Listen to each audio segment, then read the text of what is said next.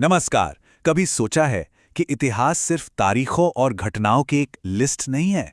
असल में ये एक जासूसी का काम है, एक तरह की पड़ताल। ये समझने की कोशिश है कि अतीत के जो बिखरे हुए सबूत हैं उनको जोड़कर एक पूरी तस्वीर कैसे बनती है। तो चलिए आज एक जासूस की तरह उन सुरागों की पड़ताल करते हैं जिनसे आधुनिक भारत की पूरी कहानी बनती है, और देखते हैं कि ये सुराग हमें कहाँ ले जाते हैं। तो सबसे बड़ा सवाल यही उठता है, हम दावे के साथ कैसे कह सकते हैं कि अतीत में सच में क्या हुआ था? इसी सवाल के जवाब की तलाश में हम सब मिलकर एक इतिहासकार की भूमिका निभाते हैं। उन बिखरे हुए सुरागों को जोड़ते हैं और देखते हैं कि आधुनिक भारत की कहानी कैसे परत दर परत खुलती है। देखिए, किसी भी जासूसी की शुरुआत सबसे ठोस सबूत से होती है, और हमारे मामले में ये हैं सरकार की तरफ से रखे गए आधिकारिक रिकॉर्ड्स। कह सकते हैं कि ये वो नींव हैं जिस पर इतिहास की इमारत खड़ी होती है। हमारी पड़ताल का ये पहला और सबसे जरूरी पड़ाव है। तो सबसे पहले ये समझ लेते हैं कि ये अभिलेखागार या आर्काइव्स आखिर हैं क्या। असल में ये ऐतिहासिक दस्तावेजों का वो कलेक्शन है जो किसी काम के दौरान अपने आप तैयार हो जाता है, जैसे सरकारी कामकाज, कोई कानूनी फैसला या फिर व्यापार। मतलब इन्हें भविष्य के लिए जानबूझकर नहीं लिखा जाता, और यही बात इन्हें इतना कीमती और सच्चा सुराग बनाती है। ये उस पल की एक अनफिल्टर्ड तस्वीर की तरह है। और ये जो आधिकारिक कहानी है ना, इसका दायरा बहुत ही बड़ा है। नई दिल्ली के नेशनल आर्काइव से लेकर राज्यों के अपने अभिलेखागार तक, जैसे पुणे का मशहूर पेशवा दफ्तर, जहां मराठा साम्राज्य के रोजमर्रा के हिसाब किताब से लेकर उनकी कूटनीतिक चिट्ठियां तक सहेज कर रखी गई हैं। इसमें बंगाल, मद्रास और बॉम्बे प्रेसिडेंसी के रिकॉर्ड्स, और यहां तक कि पुर्तगाली, डच और फ्रांसीसी शक्तियों के दस्तावेज भी शामिल हैं। ये सब मिलकर हमें उस दौर की सरकार का एक विशाल आधिकारिक नजरिया दिखाते हैं। लेकिन यही हमारी जासूसी में एक दिलचस्प मोड़ आता है। ये सरकारी कहानी चाहे कितनी भी बड़ी क्यों ना हो, हमेशा अधूरी होती है। इसमें शासकों का नजरिया तो होता है, पर बहुत कुछ है जो छूट जाता है। तो सबसे जरूरी सवाल अब यह है कि इस आधिकारिक रिकॉर्ड की कहानी में क्या शामिल नहीं है। और उस सवाल का जवाब हमें सरकारी फाइलों में नहीं मिलता, बल्कि लोगों के निजी जीवन में मिलता है। तो अब हम राज्य के नजरिए से हटके उन व्यक्तिगत कहानियों और कागजात को देखेंगे जो इतिहास के खाली पन्नों को भरते हैं।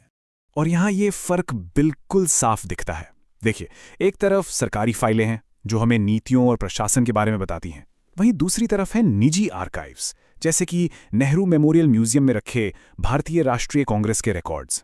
ये हमें नेताओं के निजी विचारों और आंदोलनों की अंदरूनी अनकही कहानी सुनाते हैं।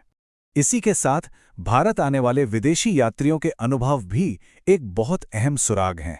बिशप हेबर या अब्बे डुबोइस जैसे मिशनरी और व्यापारी जो कुछ देख रहे थे उसे लिख रहे थे।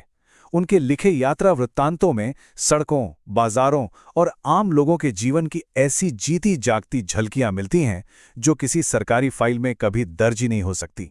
लेकिन इतिहास सिर्फ सरकार और कुछ गिने चुने लोगों तक ही तो सीमित नहीं है। आम जनता क्या सोच रही थी, उस दौर में बहसें कहाँ हो रही थी, इसका सुराग हमें मिलता है सार्वजनिक चर्चा के केंद्र में, यानी उस समय के अखबारों और पत्रिकाओं में। 18वीं सदी के आखिर में भारत में अखबारों का दौर शुरू हुआ, और इसकी शुरुआत हुई जेम्स ऑगस्टस हिक्की के बंगाल गज़ट से, जो सरकार की तीखी आलोचना करने से बिल्कुल नहीं डरता था। नतीजा, 2 साल के अंदर ही उनकी प्रेस जब्त कर ली गई। पर एक चिंगारी लग चुकी थी, और जल्द ही कलकत्ता, मद्रास और बॉम्बे से भी आवाजें उठने लगीं। जरा सोचिए, भारतीय राष्ट्रीय कांग्रेस को बनाने वालों में से लगभग 1/3 लोग कलम के भी सिपाही थे। वे सब पत्रकार थे। जी सुब्रमण्या अय्यर के द हिंदू से लेकर तिलक के केसरी और मराठा तक, ये अखबार सिर्फ खबरें नहीं छाप रहे थे, बल्कि ये राष्ट्रवादी आंदोलन को आवाज और दिशा दोनों दे रहे थे। लेकिन एक अच्छे जासूस की तरह हमें यहां भी सतर्क रहना होगा। हर अखबार का अपना एक नजरिया होता है। लंदन में छपने वाले ब्रिटिश समर्थक अखबार की कहानी भारत में छप रहे एक राष्ट्रवादी अखबार की कहानी से जमीन आसमान का फर्क रखती। इसलिए सच तक पहुंचने के लिए दोनों को पढ़ना और समझना बहुत जरूरी है। तो अब हमारी पड़ताल एक ऐसे दायरे में जा रही है जहां तथ्य भावनाओं से मिलते हैं। अब हम उन सुरागों की बात करेंगे जो हमें सरकारी दस्तावेजों में कभी नहीं मिलेंगे, साहित्य और चित्रकला जो हमें उस दौर के दिल और आत्मा में झांकने का एक सीधा मौका देते हैं। बंकिम चंद्र चटर्जी के आनंद मठ जैसे उपन्यासों को ही ले लीजिए। ये सिर्फ कहानियां नहीं थीं, ये उस समय की राजनीतिक और सामाजिक बेचैनी की आवाज थी। वंदे मातरम गीत, जो बाद में स्वतंत्रता संग्राम का नारा बना, वो इसी उपन्यास का हिस्सा है। ये साहित्य हमें उस दौर की सोच और जज्बातों से सीधे जोड़ता है। और ठीक इसी तरह उस दौर की चित्रकला भी एक बोलता हुआ सबूत है। ये कैनवस पर उन भावनाओं, उन तनावों और उन सामाजिक सच्चाइयों को कैद करती हैं जिन्हें शायद शब्द कभी पूरी तरह बयां ही ना कर पाएं। ये तस्वीरें हमें इतिहास का मानवीय चेहरा दिखाती हैं। इसका सबसे बेहतरीन उदाहरण हमें 1857 के विद्रोह में मिलता है। एक तरफ थॉमस जोन्स बार्कर की पेंटिंग रिलीफ ऑफ लखनऊ है, जो ब्रिटिश वीरता का जश्न मनाती है। वहीं दूसरी तरफ कलकत्ता की काली घाट पेंटिंग्स हैं, जो उस दौर के सामाजिक बदलावों पर और अंग्रेजी रंग में रंगे बाबू वर्ग पर तीखा व्यंग करती थीं।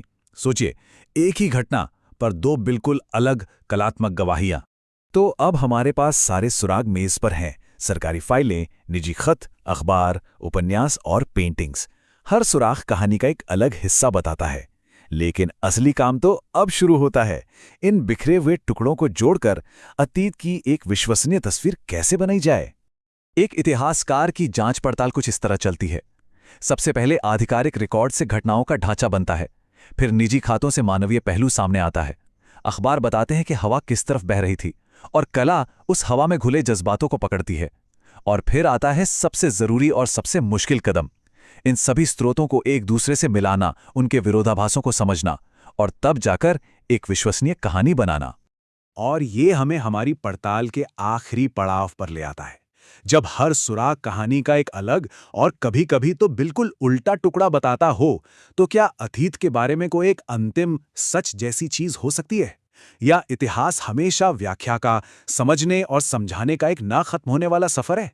ये एक ऐसा सवाल है जिसका जवाब शायद इतिहास की किताबों से ज्यादा हमारे सोचने के तरीके में छुपा है।